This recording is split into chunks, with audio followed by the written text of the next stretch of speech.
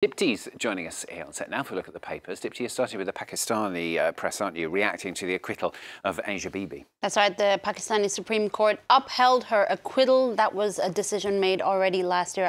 Bibi is a Christian farm labourer who was sentenced to death back in 2010, languishing in a prison since then until last year. This over charges of blasphemy dating back to a neighbourly row. Hardliners had actually petitioned for her acquittal last year to be overturned, hence the reason we had this ruling today, on Tuesday. The new ruling ends Asia's ordeal. That's what the Pakistani Daily Dawn says on its front page. The Pakistan Observer, another paper, noting that this ruling will essentially remove the last hurdle. That was the demand to prevent her from actually being able to leave the country. She's now free to leave Pakistan for safer territories. In fact, a host of Western countries have already indicated that they're willing to accept her, give her asylum to her and her family, most notably Canada.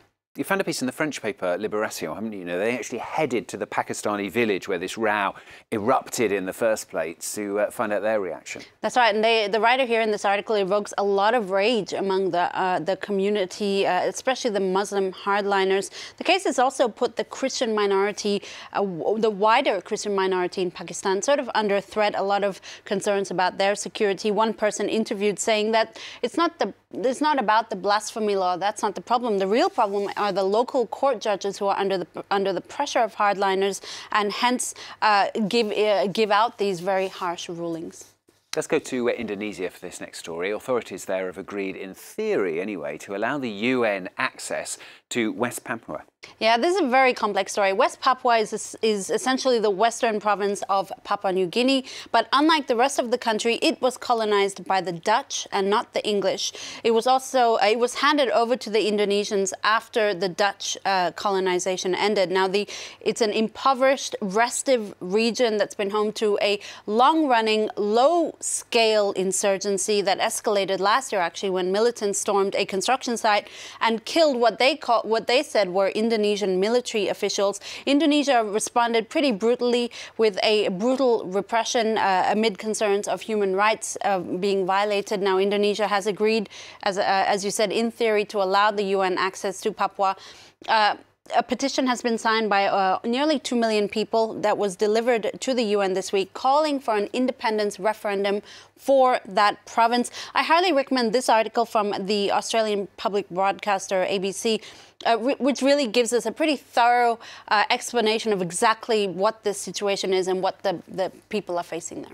Intrigued to see whether that inspection, if that's what you call it, actually happens. Now, a new candidate has announced he's running for Prime Minister. This is in Israel. Elections, of course, due in April. That's right. His name is Benny Gantz. He's on the front page of the Jerusalem Post here. The former head of the Israeli army has broken a month-long silence, announcing his bid in a gala campaign launch where he was greeted by a packed crowd like a, quote, homecoming hero. He also said in his speech that if Benjamin Netanyahu is indicted on corruption charges, he would definitely not rule with him.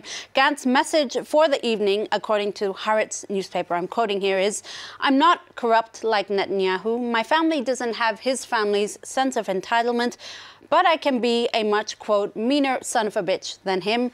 The paper noting that Gantz didn't actually present a vision for the future of Israel. I quote, "Most likely he didn't actually have one." The Washington Post explaining that he probably won't get as many seats in parliament as Benjamin Netanyahu, but if he does well, he could form a political alliance that could destabilize the current Israeli prime minister. Yeah, there's elections, as we said, coming up in April. Now, finally from Dipti, Marie Kondo, she's now a household name thanks to her Netflix show, but it turns out that she's part of a wider trend, really, of cleaning queens, if you like, making a bit of a name for themselves. Yeah, they're actually called cleanfluencers, and they're all her rage on social media, notably Instagram. People are obsessed with gleaming kitchen counters and sparkling floors, at least pictures of them, according to The Guardian. A host of women are garnering millions of followers by imparting advice on... Sorting the set out here while you're talking. Sorry, carry on. Oh, there's a lot of work to do here. By imparting advice on how to disinfect a bin, how to scrub down a sink, how to tidy up.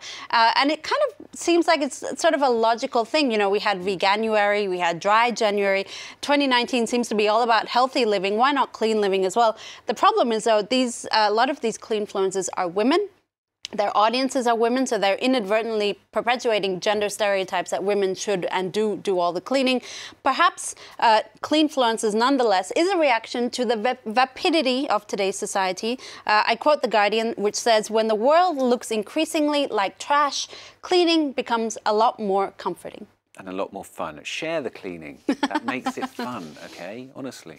Not sure. Dipti, thanks very much. It's not fun at all. No, it's not fun. Whoever's doing it and wherever and whenever, it's still not.